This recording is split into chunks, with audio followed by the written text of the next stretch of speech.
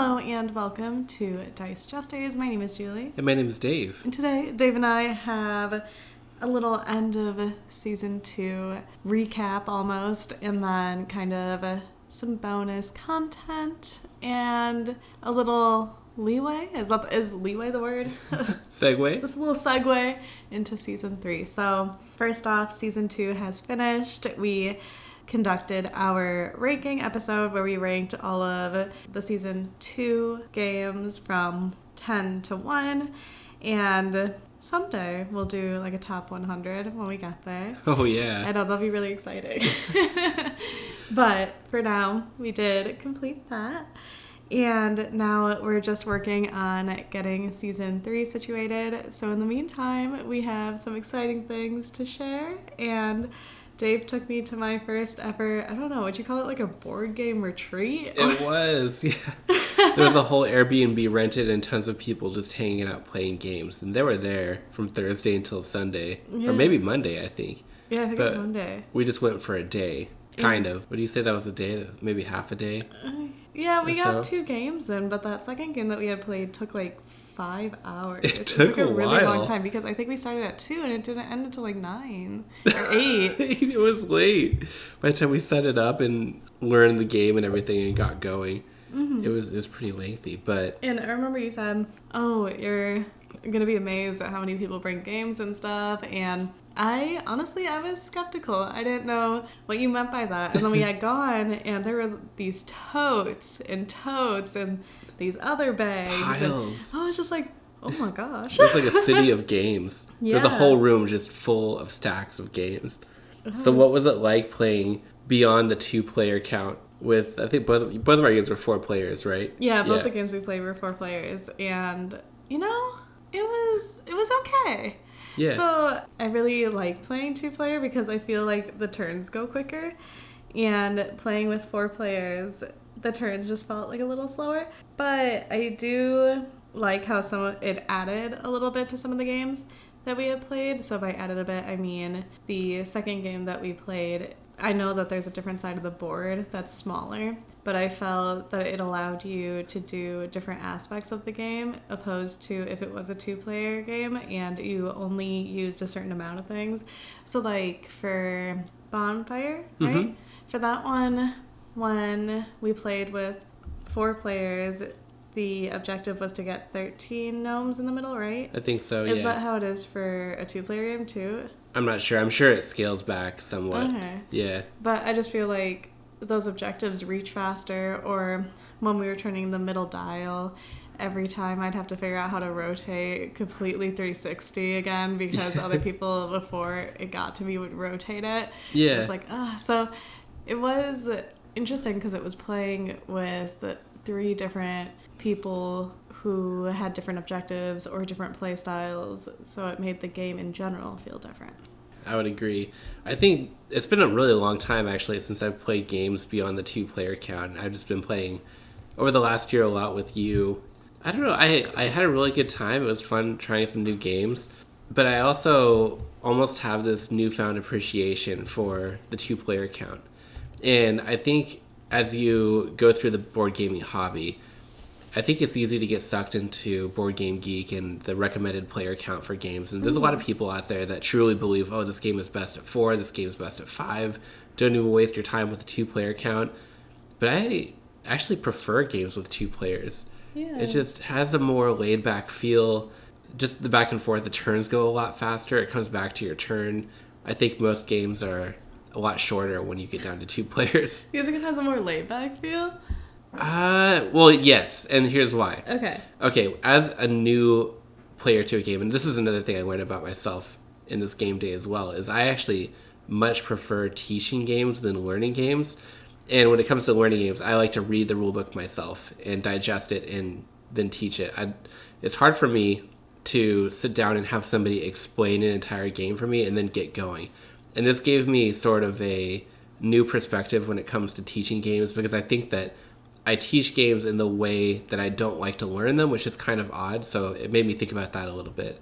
But the reason I say that it's more laid back with 2 players is in a group setting with 3 other players at the table. and I'm learning a fairly complex game that requires me to digest a lot of rules, a lot of decisions, and try to figure out what on earth I'm trying to do. It becomes a more intense experience when you feel eyes watching you, and because you don't really want to look like you don't know what you don't know what you're doing, or you don't have a plan, and you don't want to ask too many questions, and it becomes this awkward, almost like a social, I don't know. So it adds a different layer of pressure. Mm-hmm. Where with just two players, you and I sitting down, like, we can go at whatever pace we want. We can ask whatever questions. There's no pressure whatsoever. And it's just a more fun experience, I think. Yeah, I don't know. I feel like when it came to playing with more people, I became less competitive because with you, I'm comfortable. And I'm just like, ha ha ha, yeah. I won. But with others, I don't want to seem like I'm winning or chaining too much or doing A, B, and C. So if you noticed, I usually came in second or third. Because you were holding back? Slightly. Especially in that last game, I was like... Yeah. So should we talk about the games that we tried the other day? Yeah, so the first game that we tried was Bonfire, and that was my first time playing it. And I would say that it was really easy to catch on to it, like understanding the rules and everything. Well, let me say that the person that explained the rules does go in great depth, and I think if somebody does need them explained that way, like where every single card does what certain abilities or actions that it does take, that person would be perfect for doing that. But for me, I just need the broad overview of how I make a move. But either way, the game was very easy. The iconography? Yes. Yeah, the pictures on the cards. The pictures on the cards. The pictures on the cards really told the story of what they did. Oh. Like, that was very self-explanatory, very easy to follow. I didn't really question it. So if it had a flower and then a blue/gold gnome card, you're like, oh, okay, to get this objective, you need a blue or gold gnome card with that flower on it. Mm-hmm. So it was very easy. And it was funny, too, because everybody was using the board game words, like orthogonally. They just start throwing those words out. And I'm just laughing. I'm just like, touching. So can you describe the theme of this game? Because I really loved the theme of this. The theme of the game was these gnomes, right? There were gnomes? There were gnomes, okay, yeah. They were gnomes, and the bonfire went out, and then they had to make offerings to the angels, right? There were angels in there, I was kind of confused on how gnomes and angels, like I would think like the higher elves or something. Yeah. But they had to make offerings, and then to make those offerings, if they could get them to like fire off or whatever, the bonfire would grow. And then if they grew the bonfire, they could join the bonfire council. And by joining the bonfire council, it initiates the end of the game. I love that. Yeah. And this is a Stefan Feld game. Oh, yeah. That's why I picked it. Because when I was looking, I was like, oh, what about that one? You're like, it's Stefan Feld. I'm like, cool, I've played them before. It'll be easy to learn so I don't look silly in front of others. Yeah, and I would say out of the Stefan Feld games that we've played, this one was the heaviest. Would you agree? From Castles of Burgundy, Bruges, Notre Dame, and the Year of the Dragon. Well, forget the fact that you've played any of his games before. Like, imagine this was your first time playing one of his games. Okay. I would say that this one by far had the most going on, because you had, essentially what the game is you are going around the board trying to collect different tokens and resources, and that whole action system is based off of these action tokens that you get from these tiles that you place onto your board. Not quite like a polyomino puzzle, but kind of similar in that aspect. You collect tokens of a certain color depending on how many colors, squares are touching, and then on your turn you can use those action tokens to do certain things, like move a boat around, or make an offering, or collect tiles that then go into this bonfire space on your player board. And then you can move angels forward in this procession along your board. Oh, yeah, the procession. And then you're trying to fill in these... What were they? On the peripheral edge, there were these lights. Some laser beams. I thought there were aliens in there. Yeah. And then there's these pieces in the middle that you're trying to fill in so that the angels can make their way to the bonfire. And then there's this bonfire in the middle of the table that is almost like a rondelle. It spins around and then it lets you collect certain things. It was amazing. So it's really hard to explain what this game is, but it was kind of a puzzly Euro game. And one that I really enjoyed. I'd been drawn to this game since it came out in the last couple of years or so, but I don't know. So like, I think it wasn't heavy for me. Okay, and this was what... I don't think any game is heavy for you anymore. You're like, oh, that was simple. No. Well, this is what is funny. What is that one game that I can never win at? The one that's super simple with the compass? Lost Cities. Lost Cities. Okay, so Lost Cities, super simple, can teach a majority of individuals. Like, you lay a card down in numerical order. It's fine. It's great. Like, that's the game. Cannot win it to save my life. We played the game so many times and you didn't win once, I don't think. I think I won once, okay? I think I won my very first time. But then we play games like Bonfire, where you're like, oh, there's a lot going on. And I'm like, is there? So I have realized throughout this board gaming journey that my mind works better when it's overstimulated. Yeah. Because when it gets overstimulated, it simplifies everything, right? So maybe for others, they're like, oh wow, this is a really overstimulating game, but then it like nulls it out for me. So then for something like Lost Cities, I'm like, oh no, I need to somehow get overstimulated. So then I play like really crazy music, and you're like, yeah, you're like, I can't concentrate, and I'm like, I need more. And then I'm like over here doing like an art project. I'm like trying to do like 5 different things to then stimulate my brain to be able to play Lost City. So I think that's why when it comes to games that have a lot of things going on, I can focus correctly because it overstimulates my mind that processes in a unique way. That is very interesting because I'm used to teaching games to people who don't play a lot of games, and it can be, and this is not a knock against people who don't play games because I totally get it. It flexes your brain in a way that you're not used to.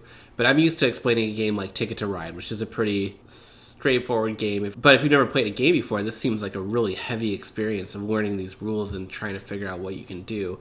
And when I try to explain a game, it could just be because I don't explain it well, but I see eyes glazing over around the table. Mm-hmm. People aren't retaining it. They're like getting bored or frustrated, not knowing what they can do on their turn, asking a bunch of clarifying questions, and then almost giving up halfway through. Like, I don't even know what I'm doing. There's no way I'm going to win. But with you, it's on the opposite end of the spectrum where I'm like, if this isn't complex enough, this is going to make her lose interest, which is not what you would expect. Well, that moves on to the second game, where the second game took a really long time to explain, and I was ready to go. It took like an hour. I think the learning the game aspect took about an hour. Yeah, I thought it was like an hour and a half. That's because I got antsy, and usually I get antsy around the hour mark. Yeah. So what was the second game we played? I don't know how to pronounce it. Nucleum. Oh, Nucleum. So we played that one. Did you want to take a stab at trying to explain what this game is? Yeah.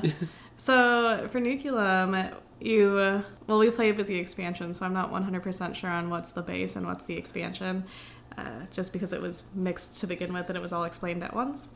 So if you want to look up how to play the base Nucleum, don't rely on me, okay? But the version we played, you are these individuals in this city, and you're trying to build railroads to connect the cities, and then when you connect the cities to power plants, you want to connect the power plant to the coal to things that can power the coal, and you want to have like these turbines and these other objectives that allow you to power your city faster, and each little card has an electric bolt that states how much energy they need to flip over and turn on. So that with that, you just kind of build it. And then on the other side, there's like some stars, some pretty colors and stuff when you play with more players.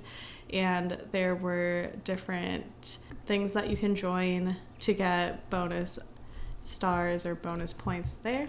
Then you had your own little playing board with your houses and whatnot. So you had your houses, you had your turbines, right? That's what they're called? The turbines, yeah. And then you had your nuclear power...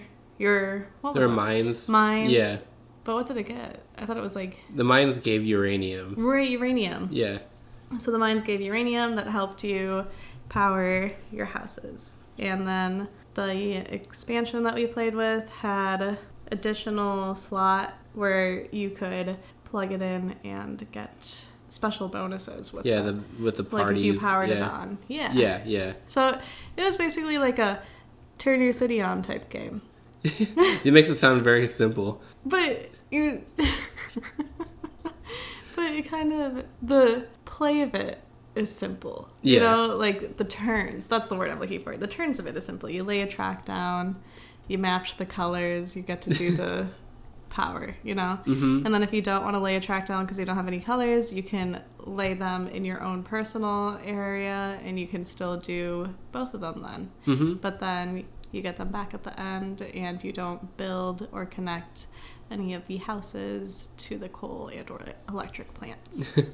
The thing I liked about this game was the way that the turns work. You have these action tiles that have 2 actions on them, and on your turn you basically just play one of those and then do both of the actions, but you can collect more of them throughout the game. So it almost had like a deck building kind of feel where you collect more powerful actions throughout the game.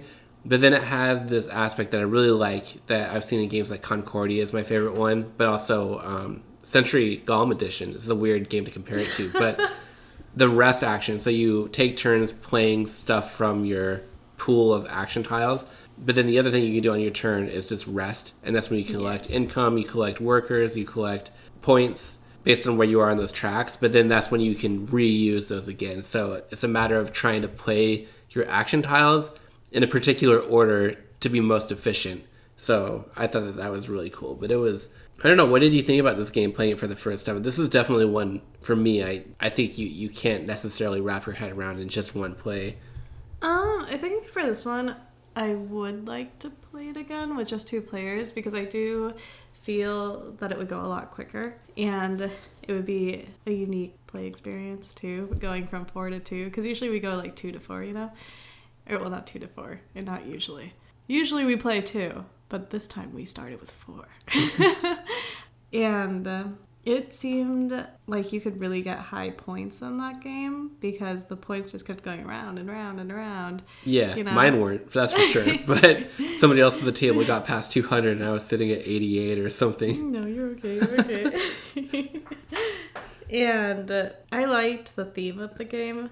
And overall, if you take away the chaining and everything, it is a simplistic game. If you just go for the base of how you lay the pieces down, it's simple that way. It's when you start adding, oh, how do I bonus this? How do I chain this? Then it starts to amp up. That's true, and that's a good point. I think that's what got me reflecting on how I best learn games and what makes a game feel heavy, because I honestly believe you could teach a heavy game to just about anybody if you taught it in the right way. Mm-hmm. And I think a lot of people enjoy learning every rule and every card and every single possible thing there is to know about a game up front before you start playing. But I think it's realistic to say that you could learn a game just by knowing the bare essentials of what you do on a turn and maybe take a turn and then figure it out from there. Yeah. And then halfway through the game, that's when you start to understand what you need to do to get points in order to win the game. But it felt like information overload to me because it was the first time in a long time I'd had a game taught to me.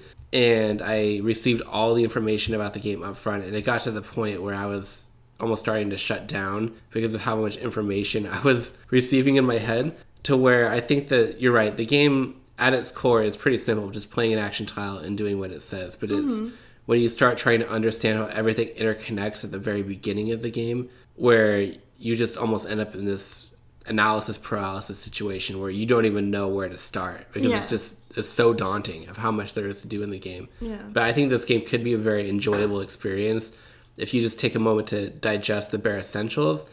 And then I also think 2 players would be a really good fun place to start. I think so, yeah. So I want to play this one again. I do too. I really do think it'd be fun. And that's a good point. I do just like the bare essentials of the game. Like, that's just how I learn better, because otherwise I do get information overload and then I also just kind of shut down. And most games are designed really well from what I've seen, at least, where the pictures and stuff tell you what they do. Mm-hmm. So, like, an electric bolt means if you want to power on a house, you can power on a house, you know?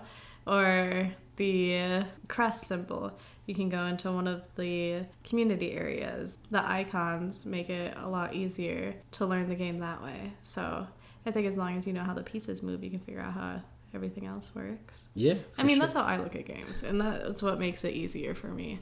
And I feel like I catch on pretty decent, so I think it's a good strategy to just learn how the pieces move and then go from there. Absolutely. Yeah. Which was your favorite game out of the two, if you had to pick one? I feel like it would be Nucleum. Oh, okay.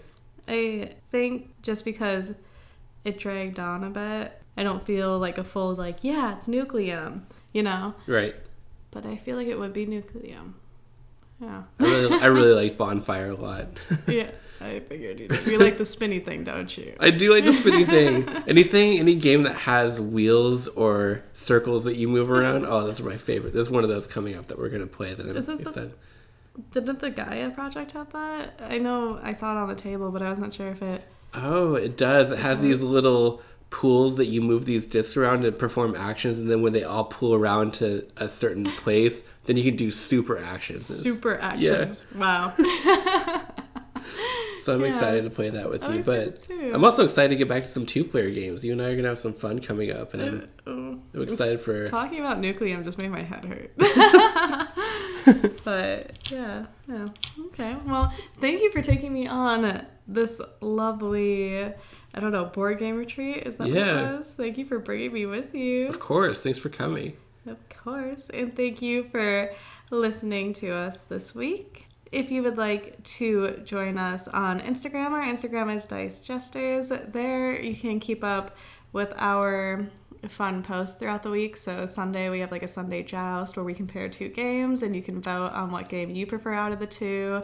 We also have Sir Lupin.